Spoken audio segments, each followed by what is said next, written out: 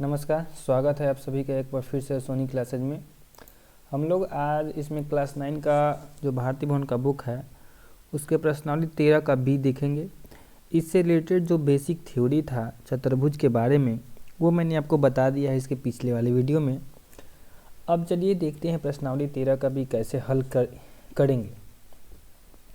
इसमें जितना कुछ भी बताने के लायक था थ्योरी में वो तो हम बता ही दिए हैं। अब इसको ध्यान से देखिए, ये जो फिगर दिया हुआ है इसमें इसका क्षेत्रफल निकालना है। तो ये इसमें भुजा कितनी है, 1 2 3 4 भुजाएं हैं, तो ये चतुर्भुज है। ठीक है। दूसरा नंबर बात की पॉइंट 1 करने वाला है कि चारों भुजा का लंबाई दिया हुआ है। ठीक है, इसको चतुर्भुज का क्षेत्रफल निकालना है, लेकिन कौन सा चतुर्भुज है ये ठीक से कुछ पता चल नहीं रहा है, तो नॉर्मली इसको चतुर्भुज ही मान लिया जाएगा। अब ये देखिए, ये 90 डिग्री है। ठीक है, तो 90 डिग्री है ना, तो इसको हमको दो पार्ट में बांटना है, तो दो पार्ट में कुछ इस तरह से बांटेंगे। ठीक है, इस तरह से क्या हुआ कि हमको त्रिभुज ए बी सी मिल गया। ठीक है, त्रिभुज ए बी सी मिल गया, तो ये आधार हो गया और ये लंब हो गया और ये 90 डिग्री वाला एंगल हो गया। एक मिनट रुक जाइए, हम इसको थोड़ा सा बड़ा कर दे ताकि आपको देखने में आसानी हो।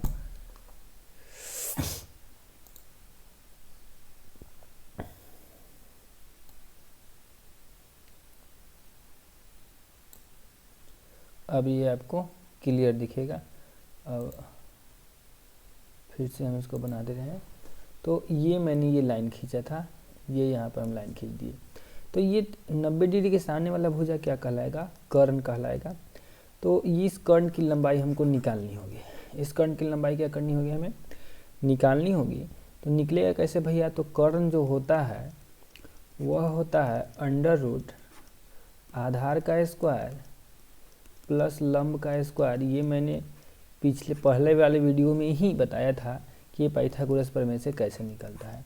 आधार का वैल्यू 30 है और लंब का वैल्यू 40 है, यानी 30 का स्क्वायर प्लस 40 का स्क्वायर हो कितना जाएगा, 30 का स्क्वायर बताइए 900, 40 का स्क्वायर बताइए, 40 को 2 बार गुना कीजिएगा तो 1600, और 1600 और 900 हो जाएगा कितना, 2500, और 25 का वर्गमूल हो जाएगा आपका 50। समझ में आई बात। तो इसका वैल्यू आ गया 50। अब देखिए आगे का काम आपको करना है। करना क्या है सो समझिए कि इसमें दो त्रिभुज आपको दिखेंगे। एक त्रिभुज दिखेगा ए बी और सी। ठीक है, तो ए बी सी वाला का क्षेत्रफल तो आराम से निकाल लीजिएगा कि 1/2 गुने आधार गुने ऊंचाई वाला से निकल जाएगा। चूंकि 90 डिग्री वाला है तो इसको काहे के लिए हेरोन के फॉर्मूला से निकालना जाएंगे तो ये निकल जाएगा। लेकिन ये है 60 50 और कितना 50, तो इसको आप दो तरीके से निकाल सकते हैं। ये 50 याद रखिएगा, ये 50 है, सीधा खिंचा जा भाई, हाँ। तो ये 50, ये भी 50 लाए हैं हम लोग। ठीक है, अब क्या है कि एक तो इसको हेरोन के फॉर्मूला से भी निकाल सकते हैं कि ए हो गया 60, बी हो गया 50, सी हो गया 50। तो हेरोन के फॉर्मूला से निकाल के इसका क्षेत्रफल निकाल के इसका क्षेत्रफल निकाल के जोड़ दीजिएगा तो पूरे त्रिभुज का क्षेत्रफल निकल जाएगा। दूसरा क्या है कि आपको बताए थे कि अगर समद्विबाहु त्रिभुज है, समद्विबाहु त्रिभुज है जैसे कि 50 है और 60 है, यही ना है। तो इस वाले भुजा से अगर इस पर लंब डालेंगे हम, ठीक है ना, लंब डालेंगे तो होगा क्या कि इस 60 को आधा आधा भाग में बांट देगा, 30 इधर हो जाएगा और 30 इधर हो जाएगा। ठीक है, और यहाँ पे 90 डिग्री का ये बन जाएगा कोण। क्या हो जाएगा, 90 डिग्री का बन जाएगा कोण। तो जब ये 90 डिग्री का कोण बन जाएगा तो इसके सामने वाला भुजा क्या हो जाएगा, कर्ण हो जाएगा, और ये हो जाएगा आधार। ठीक है, लेकिन ऊंचाई तो चाहिए, तो ऊंचाई निकालने के लिए कर्ण में से क्या करते हैं, आधार घटा देते हैं, यानी कि 2500। तो अगर हम इसका बात करें, इसका अगर यहाँ से हम इसको खींचें, देखिए जैसे इसमें ये लंब खींचे हैं उसी तरह ये भुजा और ये भुजा बराबर है, तो यहीं से ना लंब खींचेंगे। तो जब इस पर लंब खींचेंगे इस 60 डिग्री वाला पर, तो 30 इधर कर देगा, 30 इधर कर देगा। ठीक है, और इसका ये वाला निकालेंगे, तो ये वाला निकालने के लिए क्या करना होगा, जैसे कि यह हो गया, ठीक है, ये हो गया, तो ये 50 जो है इसका कर्ण हो जाएगा। किसका, इसमें जैसे कि ये 50 कैसे कर्ण होगा, उसी तरह इसमें ये 50 कर्ण हो गया। इसका वैल्यू निकालना है, यानी कि लंब का वैल्यू निकालना है। तो लंब जो होता है क्या होता है, अंडर रूट, इसको मिटा दे रहे हैं, बस यहाँ पे 50 लिख रहे हैं और ये ऐसे खींच दिए, ठीक है। अंडर रूट 50 के स्क्वायर घटाओ कितना का, आधार के स्क्वायर यानी कि 30 का स्क्वायर। तो 50 का स्क्वायर 2500, 30 का स्क्वायर 900, तो 2500 में से 900 घट गया तो कितना हो गया 1600, और 1600 का वर्गमूल कितना हो गया 40, यानी कि इसका वैल्यू आ गया 40 आ गया इसका वैल्यू। तो इसका क्षेत्रफल ऐसे भी निकाल सकते हैं, आधार गुने ऊंचाई पर। तो आधार कितना हो गया 60, ऊंचाई कितना हो गया 40, 1/2 गुने आधार 60 और ऊंचाई 40। तो इससे भी निकल जाएगा। तो दोनों तरीका है, अगर समद्विबाहु है तो उसका ऊंचाई निकाल के भी क्षेत्रफल निकाल सकते हैं त्रिभुज का, और या तो अगर समद्विबाहु नहीं रहता तब तो हमको हीरोन के फॉर्मूला से निकालते ही, और हीरोन के फॉर्मूला से भी निकाल सकते हैं। तो जिससे आपका मन करे उससे आप इसको अब सॉल्व कर सकते हैं, ठीक है। देखिए, अगर आपको इस चैप्टर में कठिनाई हो रही है तो इसका मतलब ये है कि आप 13 का ए नहीं बनाए हुए। इसलिए मेरी बातें अगर समझ में नहीं आ रही होंगी तो समझिए कि आपका 13 का ए क्लियर नहीं है। तो प्लीज़ पहले कि 13 का ए जाके देख लीजिएगा, ज़्यादा लंबा वीडियो सब है नहीं, 20-20 मिनट का वीडियो सब है, आसानी से हो जाएगा। अब इसको देखते हैं, इसमें भी 90 डिग्री का कोण है। 90 डिग्री का कोण है ना, तो हम क्या करेंगे, इसके सामने एक कर्ण खींचेंगे। ये कर्ण खींच लिए हम, ये 5 है और ये 12 है, तो कर्ण कितना हो जाएगा, कर्ण जो होता है अंडर रूट लंब का स्क्वायर और आधार का स्क्वायर होता है, यानी कि 5 के स्क्वायर और 25 के स्क्वायर होता है। और सॉरी 12 के स्क्वायर ना होगा, 12 का स्क्वायर होगा। तो 5 का स्क्वायर होता है कितना 25, 12 का स्क्वायर होता है कितना 144, दोनों को जोड़ देंगे कितना हो जाएगा 169। इसका वर्गमूल कितना हो जाएगा 13, यानी कि ये वाला वैल्यू कितना आ गया 13। अब सेम चीज़ हो गया, ये क्या है, इसमें 90 डिग्री वाला है तो 1/2 गुने आधार गुने ऊंचाई से इसका क्षेत्रफल निकल जाएगा।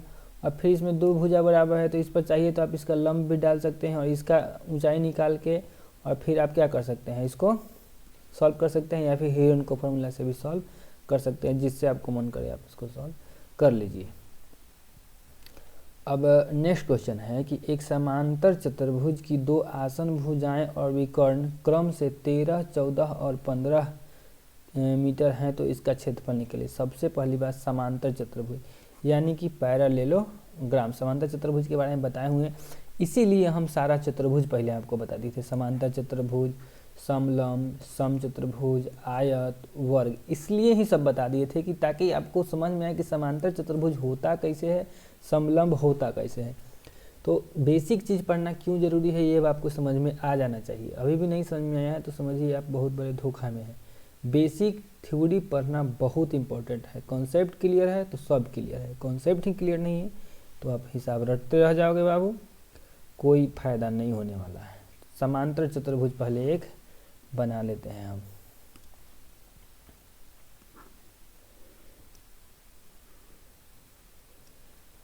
ये हो गया समांतर चतुर्भुज। कहता क्या है कि जो लगातार भुजाएं, 2 आसन भुजाएं और विकर्ण 13, 14 और 15 है। आसन भुजा कहने का मतलब होता है कि ये और ये आसन भुजा है और इसका एक विकर्ण कौन हो जाएगा, ये हो जाएगा विकर्ण, तो ये 15 है। समांतर चतुर्भुज में ये और ये बराबर होता है तो ये भी 13 हो जाएगा, ये 14 है तो ये भी कितना हो जाएगा 14 हो जाएगा। मीटर चाहे सेंटीमीटर जो भी था सो लिख दीजिए, मीटर ही रहा होगा, ठीक है।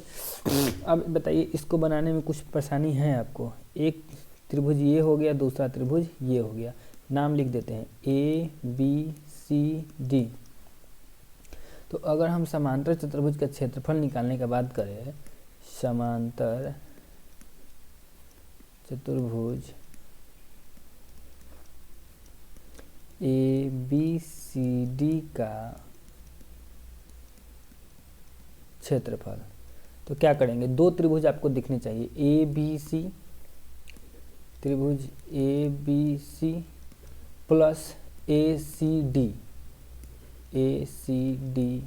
का क्षेत्रफल। अब देखिए त्रिभुज का क्षेत्रफल निकालना तो पहले ही पढ़ चुके हैं तो इसमें ज़्यादा कुछ परेशानी नहीं होगी। अब 13, 14, 15 ठीक है, 3 भुजा बराबर है तो जितना वैल्यू इसका आएगा उतना ही वैल्यू 13, 14, 15 इसमें भी है, तो दोनों का वैल्यू सेम होगा। तो किसी एक त्रिभुज का आप क्या कर लीजिए, क्षेत्रफल निकाल लीजिए, उसमें 2 से गुना कर दीजिए, आपका ये क्वेश्चन भी सॉल्व हो जाएगा, ठीक है। हम हिसाब पूरा क्यों नहीं बता रहे हैं, क्योंकि ये सब चीज़ आपसे बनवाना चाहते हैं आप, और इसको बना लीजिएगा। हमको पता है जहाँ दिक्कत होगी हम आपको ज़रूर बताएंगे, लेकिन अभी ये सारा चीज़ अब आप खुद से कीजिए। नेक्स्ट क्वेश्चन, समांतर चतुर्भुज भी ही है और आसन भुजा दिया हुआ है और इसका एक विकर्ण दिया हुआ है। ठीक है, तो देखिए समांतर चतुर्भुज दिया हुआ है 26, 28 और विकर्ण 30। फिर से एक समांतर चतुर्भुज बना लेते हैं।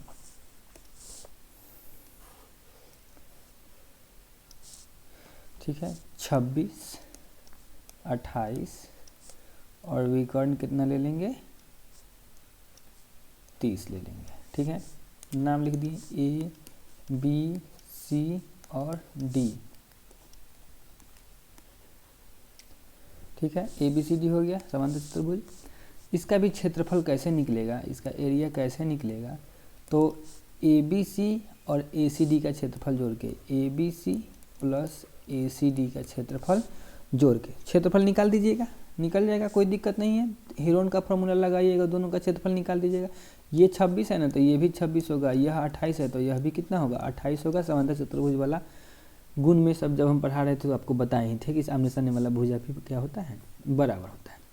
ये हो गया। अब इसमें क्वेश्चन में एक थोड़ा सा चीज़ जरूरत था कि 75 रुपये प्रति मीटर स्क्वायर की दर से आंगन में पत्थर बिछाने का खर्च क्या कीजिए। भाई सुनो, है क्या कि पत्थर बिछेगा तो इस आंगन में ही बिछेगा। ठीक है, और 1 मीटर स्क्वायर पत्थर बिछाने का जो खर्च है ना 75 रुपया है। ठीक है, तो आप लिखिए इसको, पत्थर है ना, ईंट नहीं लिखिए, पत्थर लिखिए।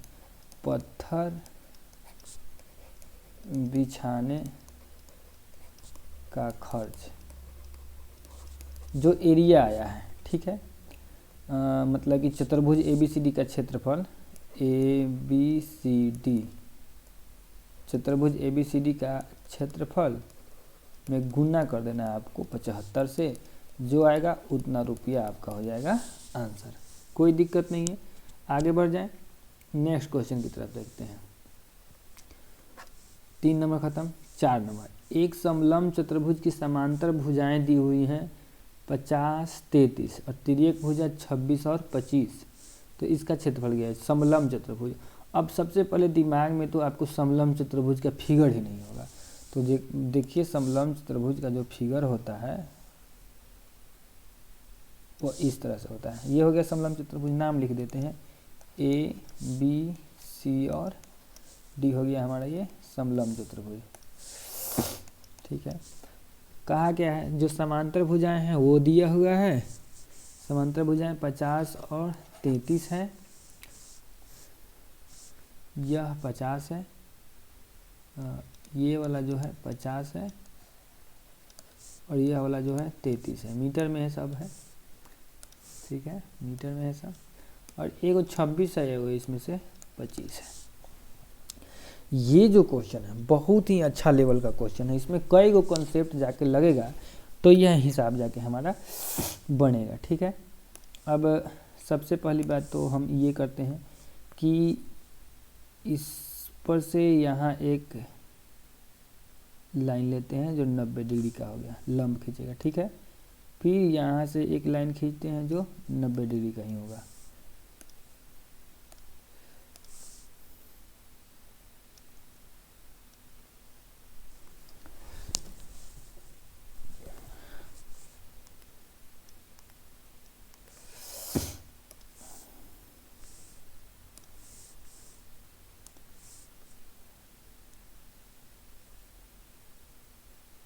ठीक है, ये 90 डिग्री का हो गया, दोनों 90 डिग्री का ही कोण बनाएगा। ठीक ना,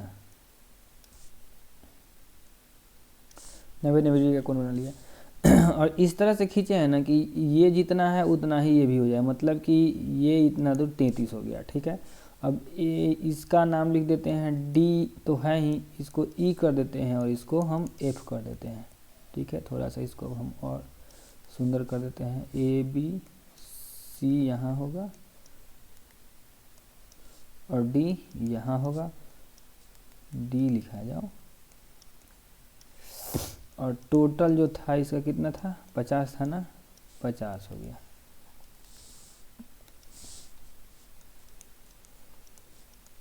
,50 मीटर हो गया। अब ये जो है ना चूँकि ए बी और सी डी क्या है, समांतर होता है समलंब में, तो इन दोनों के बीच का दूरी बराबर होगा, यानी कि ए बी और सी डी के बीच का जो दूरी होगा ना कभी नहीं घटेगा। तो इनके बीच का दूरी हमेशा क्या होगा, बराबर होगा, मतलब कि ये चीज़ और ये चीज़ बराबर होगा। तो हम मान लेते हैं कि बी ई जो है हमारा, बी ई जो है हम y मान लेते हैं, तो ए एफ भी कितना हो जाएगा, y। तो इस चीज़ को लिख लेते हैं, यहाँ पे लिख लेते हैं कि माना कि बी ई बराबर ए एफ बराबर y, ठीक है। और इसमें से यह डी एफ को हम मान लेते हैं x, D F equals to x, ठीक है। अब ध्यान से देखिए, यह 33 है और यह x है, तो इन सब को जोड़ने पर टोटल कितना हो रहा है, 50। तो हम सिर्फ इसका बात करें तो ये कितना होगा, सिर्फ इसी का बात करें चाहे सी ई का बात करें तो कितना होगा। तो आपको बता दें कि इस टोटल में से, पूरा में से हमको यह घटाना होगा और यह घटाना होगा, यानी कि 50 में से हमको माइनस कितना करना होगा, 33 और x, यानी कि 33 प्लस x 50 में से माइनस करना होगा, तो हो जाएगा 50 में से 33 घट गया कितना होगा, 17 माइनस x मीटर, इसका वैल्यू है।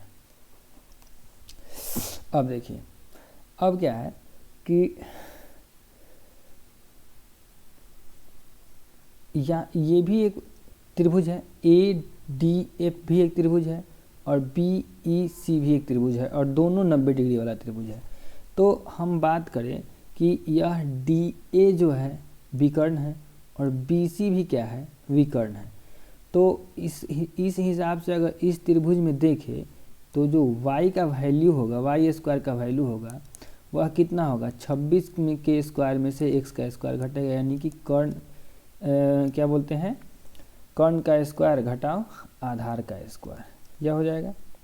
फिर इसमें अगर बात करें तो इसमें जो वाई स्क्वायर का वैल्यू होगा वह कितना होगा, 25 के स्क्वायर, यानी कि हाइपोटेनस का स्क्वायर माइनस ये 25 है, 26 नहीं है, माइनस यह कितना है, 17 माइनस एक्स, 17 माइनस एक्स का होल स्क्वायर। अब जिसका RHS बराबर है उसका LHS भी बराबर होता है, चूँकि LHS बराबर है LHS के, इसलिए RHS भी आपस में क्या होंगे, बराबर होंगे। इसी हिसाब से अब हम लिख सकते हैं कि 26 minus x, 26 square minus x square जो होगा वह होगा 25 स्क्वायर माइनस 17 माइनस एक्स के होल स्क्वायर के बराबर। बोले ना, ये बहुत अच्छा क्वेश्चन है, इसको बहुत अच्छे से समझिएगा। अभी तक हम क्या किए इसको फिर से बताते हैं। सबसे पहले क्या किए कि समलंब में ए बी पर से सी डी पर क्या किए कि ए बी पर से सी डी पर बी ई एक लंब खींचा और ए एफ भी क्या किया, एक लंब खींचा। लंब खींचने के बाद में इन दोनों का जो हाइट है वह y माना, ठीक है, और साथ ही साथ इसमें से एक का वैल्यू x माना, तो दूसरे का वैल्यू हमको 17 माइनस एक्स आया। अब ये दोनों त्रिभुज चूँकि 90 डिग्री का कोण बनाते हैं, इसलिए यह जो विकर्ण होगा इनके सम के बराबर होगा। तो हम बताए थे कि लंब का जो स्क्वायर होता है वह कर्ण के स्क्वायर घटाओ आधार के स्क्वायर के बराबर होता है, और ठीक उसी तरह इसमें भी वही हाल होगा कि लंब जो का स्क्वायर जो होगा वह कर्ण के स्क्वायर घटाओ आधार के स्क्वायर के बराबर होगा। तो यही दो चीज़ यहाँ पे हम किए हुए हैं। अब एक नियम होता है कि अगर LHS बराबर है तो RHS भी बराबर होता है, ठीक है। तो चूँकि इन दोनों का RHS बराबर था, ये हम उल्टा लिख दिए, ये ऊपर लिखाना चाहिए था, ये वाला यहाँ लिखाना चाहिए था और ये वाला यहाँ लिखाना चाहिए, इसको सही कर लीजिएगा। चूँकि दोनों का नहीं, ठीक ही तो है, यह LHS है, RHS, हाँ ठीक ही था, LHS बराबर है, इसलिए RHS भी क्या होगा, बराबर होगा। उसी हिसाब से यह किए हैं कि 26 माइनस एक्स स्क्वायर जो बराबर होगा 25 स्क्वायर माइनस 17 माइनस एक्स के होल स्क्वायर। 26 के स्क्वायर को उतना ही रहने दीजिए, अभी कोई ज़रूरत नहीं है। 26 के स्क्वायर को 26 के स्क्वायर रहने दीजिए, एक्स स्क्वायर को एक्स स्क्वायर रहने दीजिए, 25 के स्क्वायर को 25 का स्क्वायर रहने दीजिए, इसको पहले तोड़ दीजिए। 17 ए माइनस बी के होल स्क्वायर पर टूटेगा। अब अगर बहुपद के गुणनखंड बहुपद वाला सब चैप्टर देखे होइएगा तो आपको पता होगा कि ए माइनस बी का होल स्क्वायर होता कितना है, तो वह होता है A square minus 2ab plus B का स्क्वायर। तो यह टूट जाएगा, 17 17 289 माइनस 17 दूना 34 एक्स और प्लस एक्स स्क्वायर। ठीक है, अब ये 26 का, ये 25 का स्क्वायर यहाँ बराबर का सीन होगा, 26 का स्क्वायर माइनस एक्स स्क्वायर। ठीक है, और ये 25 के स्क्वायर को हम इधर ले रहे हैं, 25 का स्क्वायर। अच्छा, यह माइनस 289 है, यह जैसे कि ये इधर आ गया तो माइनस से 289 का गुना होगा तो कितना हो जाएगा, माइनस 289 हो गया, और ये माइनस माइनस क्या हो जाएगा, प्लस 34 एक्स हो जाएगा, और ये माइनस से एक्स स्क्वायर का गुना कितना होगा, माइनस एक्स स्क्वायर हो जाएगा। 26 26 से कितना होता है, 676 होता है, 676। 636 के 6 हाथ में डालती हैं, 6 दूनी 12, 636 के 12 24, 30 27 के 7 में 2 2 4 2 6 676 होता है। एक्स स्क्वायर 25 25 से होता है 625। आई माइनस 289 को इधर ले लिए तो प्लस 289 हो गया। और 24 एक्स को इधर ही रहने देते, 34 एक्स को इधर रहने देते हैं, माइनस एक्स स्क्वायर को इधर ले लेते हैं तो प्लस एक्स स्क्वायर हो जाएगा। 34 एक्स को इधर ही रहने दिए, प्लस एक्स स्क्वायर और माइनस एक्स स्क्वायर कट गया। 676 में से 25 घटा लीजिए और 289 जोड़ दीजिए। 676 में से 25 घटाइए, 6 में से 5 घट गया, 1 7 में से 2 घट गया, 5 और 6 में से 51 बचा। 51 में 289 जोड़ दीजिए, 51 में 289 जोड़ दीजिए और इधर बच जाएगा 34 एक्स, है ना। तो इसमें जोड़िए, 9 1 10, 8 पर 13 1 14, 2 1 3, 340 बराबर 34 एक्स, है ना। तो एक्स का वैल्यू कितना हो जाएगा, 340 में 34 से हो जाएगा भाग, माने कि 10 हो जाएगा। भाई साहब, इतना करने के बाद में हमको पता चला कि ये कितना है, 10 है। यह कितना है, 10 है। तो ई तो कितना था, 17 माइनस एक्स, तो 17 में से एक्स को घटा लिए, यानी कि 17 में से 10 को घटा लीजिए तो कितना हो गया, 7। अब देखिए, इतना सब कुछ जब कर लिए तो हमको ये दो चीज़ मिल गया। अब त्रिभुज का क्षेत्रफल हम अभी भी नहीं निकाल सकते हैं। अब देखिए, ये 25 है और ये 7 है, तो अब BE निकालेंगे, BE, ठीक है। और इसमें निकालेंगे AF। तो पहले इसका है त्रिभुज ADF में, त्रिभुज AFD लिखते हैं, यहाँ बनाते हैं त्रिभुज AFD में, इसमें इसका बात कर रहे हैं AFD में। AF बराबर कितना हो जाएगा, अंडर रूट 26 के स्क्वायर माइनस 10 के स्क्वायर। कैसे, विकर्ण के स्क्वायर कर्ण का स्क्वायर माइनस आधार के स्क्वायर। AF बराबर हो जाएगा अंडर रूट 26 के स्क्वायर माइनस 10 के स्क्वायर। 26 26 से होता है 676 माइनस 10 दही 100, यानी कि 576, और 576 का गुण होता है 24। तो अब जाके पता चला कि इस y का वैल्यू सही में कितना है, 24 है। y का वैल्यू कितना है, 24 है। तो अब इन दोनों त्रिभुज का क्षेत्रफल निकाल सकते हैं। तो AFD का क्षेत्रफल निकालते हैं। त्रिभुज AFD का क्षेत्रफल 1/2 गुने आधार गुने ऊंचाई चाहे शीर्ष लंब। 1/2, आधार कितना था, 10 था, और ऊंचाई कितना था, 24 था, ठीक ना। तो 2 बचे 10, 24 बचे कितना हो गया, 120 हो गया। आधार 10 था, देखिए ये 10 था, और ऊंचाई कितना था, 24 था। तो 1/2 गुने 10 गुने 24, 24 बचे 120 मीटर स्क्वायर। अब इस वाले त्रिभुज का निकालते हैं, किसका, BEC का, BEC का त्रिभुज BEC का क्षेत्रफल 1/2, आधार है उसका 7 और ऊंचाई है 24। ये 12 मतलब कट जाएगा, 12 सते 84 मीटर स्क्वायर। तो अब हम किसका किसका निकाल लिए, इसका क्षेत्रफल निकाल दिए, इसका क्षेत्रफल निकाल दिए, बच गया अब इसका क्षेत्रफल। तो यह आपको दिख रहा होगा कि यह एक आयत है। तो हम लिख सकते हैं कि ABEF का क्षेत्रफल, चतुर्भुज कहिए चाहे आयत कहिए, जो कहना है कहिए, ABEF का क्षेत्रफल 33 गुने 24, लंबाई गुने चौड़ाई। 24 × 72 के 2 हाथ से 7, 24 × 72 में 7 जोड़ दीजिएगा तो कितना हो जाएगा, 79, 792 मीटर स्क्वायर। अब आप लिख सकते हैं चतुर्भुज ABCD का क्षेत्रफल।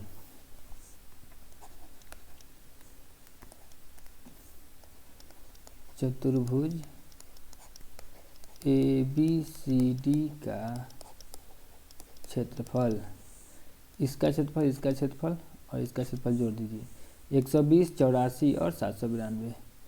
120, 84, 792 कितना हो जाएगा? 2 और 4 6 का 6 हो जाएगा। 9 8 17, 17 2 19 के 9 हासिल 1 और 7 1 8 8 1 9, 996 है 996 मीटर स्क्वायर इसका आंसर हो जाएगा। तो देखें आप कितना मस्त क्वेश्चन था, इसमें कितना तिगड़मबाजी लगाने के बाद में इसका क्षेत्रफल पूरा आया। तो इसलिए बताते हैं कि तो कौन सा बनाए हैं अभी हम, ये वाला बनाए हैं ना। तो जब 4 समलंब वाला यही ना बनाया है, ठीक है। 4 के A बन गया तो 4 का B अब कौन बनाएगा? आप ही बनाइएगा। समलंब चतुर्भुज की समांतर भुजा ये दिया हुआ है और जो दूसरा 2 भुजा है 20 और 13 है। तो 46, देखिए यहीं पे हम फिगर बना दे रहे हैं। अब इसको समझ लीजिए, 4 के A वाला को 2 बार 3 बार देखिएगा, समझ में आ जाएगा। जो समलंब है ना, समांतर कहे बनाती है।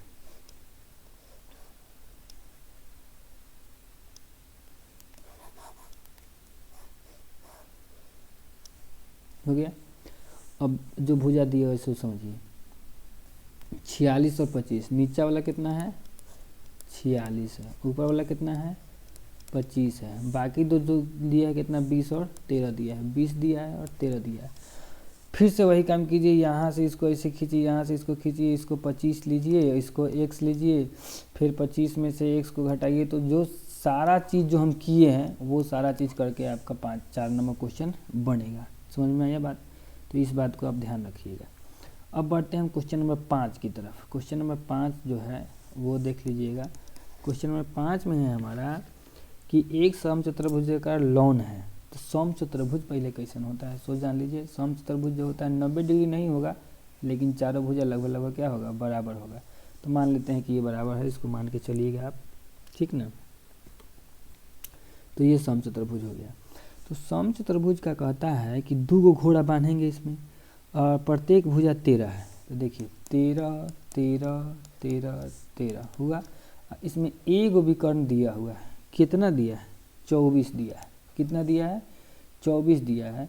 तो पूछता है कि एक घोड़ा के चढ़ने के लिए जगह कितना मिलेगा। अरे भैया क्लियर बात है कि जितना क्षेत्रफल इतना होगा इसका होगा, उतना ही क्षेत्रफल इसका होगा। तो हेरोन का फॉर्मूला लगाइए, या फिर अब चूंकि ये दोनों समांतर भुजा, अरे भाई क्या, या फिर आप ये भी कह सकते हैं कि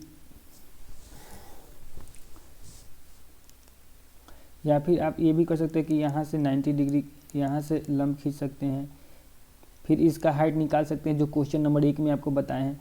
अब दोनों में से जो मन करे, या तो हेरोन का फॉर्मूला लगाइए या फिर ये लगाइए, और दोनों में से कोई एक करके एक का क्षेत्रफल निकालिए।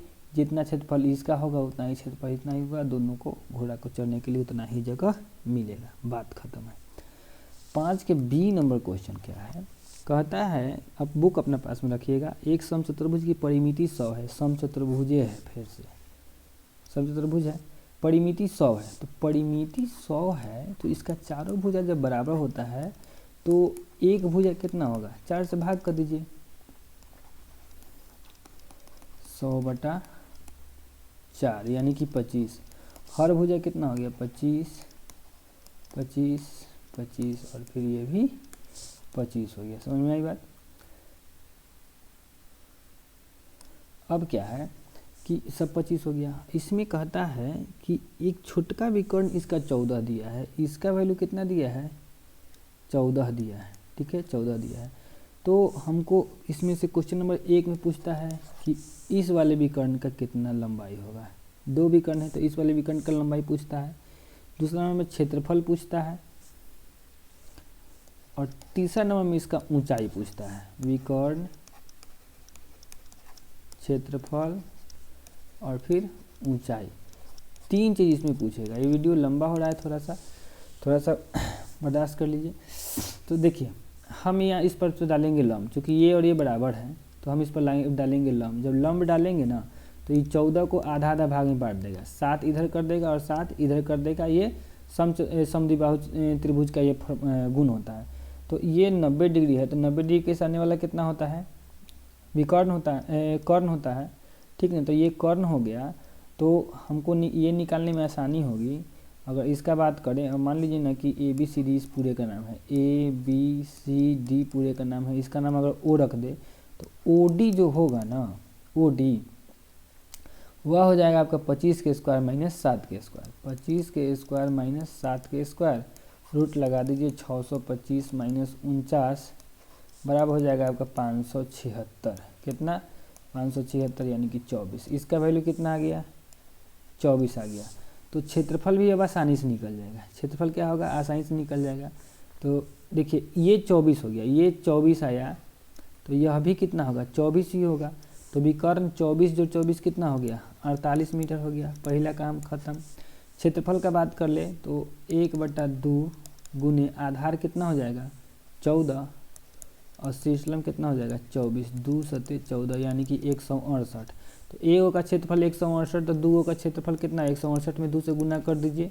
8 दूनी 16 के 6, 6 दूनी 12 1 13, 2 1 3, 336 मीटर स्क्वायर क्या हो गया इसका विकर्ण। अब बात करते हैं ऊंचाई का। तो फिर से इसका फ्रेश फिगर देखिए, तब आपको समझ में आ जाएगा। ये हो गया विकर्ण।